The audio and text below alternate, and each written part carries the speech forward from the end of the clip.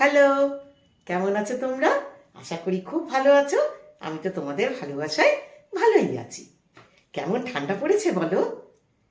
এই ঠান্ডাতে কিন্তু খুব ভালো থাকবে, আনন্দে থাকবে, সুস্থ থাকবে।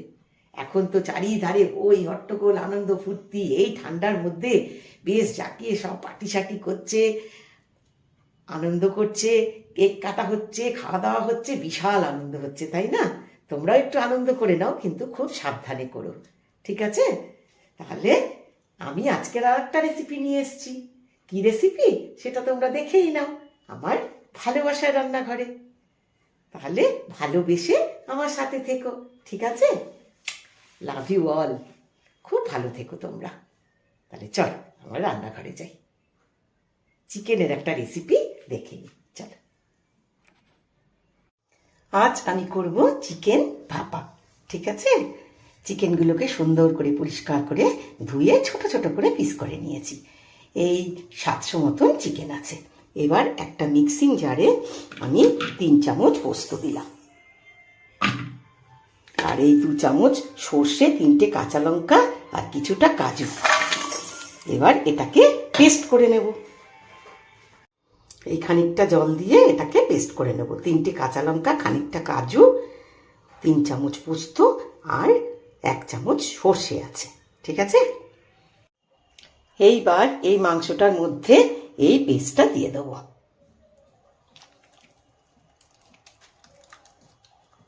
সর্ষে, পোস্ত, কাজু, কাঁচা লঙ্কার যে পেস্টটা করেছিলাম সেই পেস্টটা দিয়ে দিলাম। সামান্য মিক্সি ধোয়া জলটাও একটু দিয়ে দিলাম।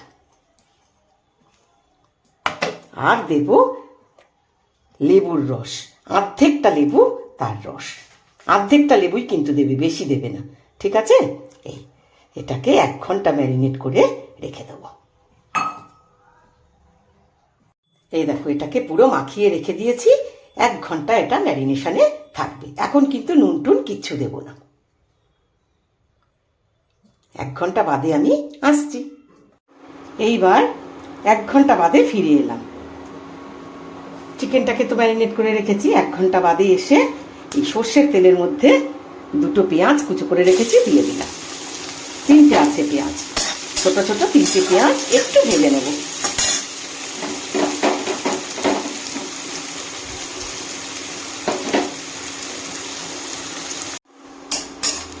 এইবার পেঁয়াজটা যখন এইরকম ভাজা ভাজা হবে, একটু আদা রসুন বাটা দিয়ে দিলাম। এই 2 চামচ মতন আদা রসুন বাটা, আর 1/2 চামচ হলুদ। ব্যাস, আর কিছু দেবো না। এবার ভালো করে এটাকে কষবো, আর একটু নুন দেবো।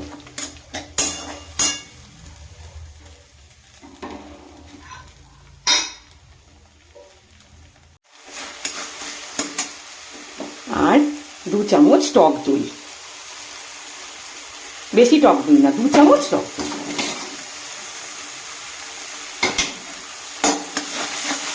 দিয়ে ভালো করে এটাকে কষবো। এবার একটু নুন দেবো।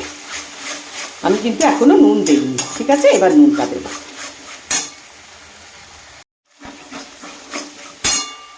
এবার আমি আন্দাজ মতো নুন দেবো। এইটাই হচ্ছে ফাইনাল নুন, আমি কিন্তু আর নুন দেবো না। আর এই বাটিটা ধুয়ে একটু জল দিলাম, দইটা দিয়েছিলাম। ব্যাস, এবার ভালো করে কষবো।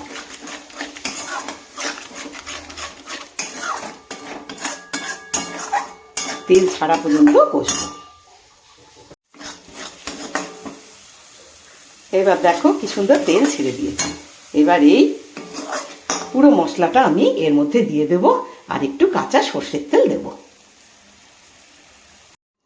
এই পুরো মশলাটা দিয়ে দিলাম, আর একটু কাঁচা সর্ষের তেল ছড়িয়ে দিলাম। দিয়ে এটাকে ভালো করে মাখিয়ে এবার গরম জলের উপর বসিয়ে দেবো চাপা দিয়ে।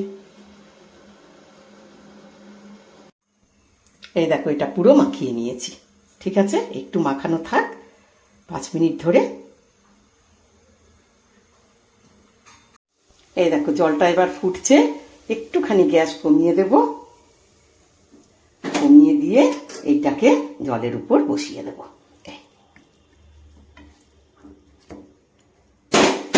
জলটা ঠিক এতটুকু থাকবে, এর থেকে বেশি জল দিলে কিন্তু ওপরে উঠে আসবে। ঠিক আছে, গ্যাসটা একটু কমিয়ে দিলাম। এইবার একটা চাপা দিয়ে দেবো।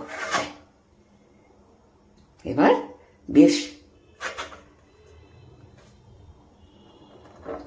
20-25 মিনিট ধরে হোক। মধ্যে মধ্যে দেখতে হবে জলটা ঠিক আছে কিনা। ঠিক আছে, এটা কিন্তু চাপাটা খুলবো না, 20-25 মিনিট বাদেই চাপাটা খুলবো। এই চাপাটা আলগা করে দিলাম। চিকেন ভাপা খাওয়ার জন্য একদম রেডি। এই দেখো কিরম সেদ্ধ হয়ে গেছে, দেখেছেন? এই দেখো,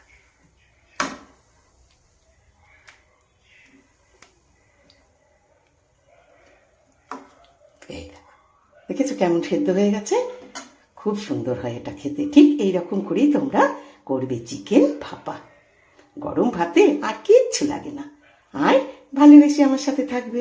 এতক্ষণ ধরে দেখবার জন্য অনেক ধন্যবাদ, অনেক ভালোবাসা। খুব ভালো থেকো তোমরা, আনন্দে থেকো, আর সব সময় ভালোবাসা দিয়ে আমার সাথে থেকো। Love you all.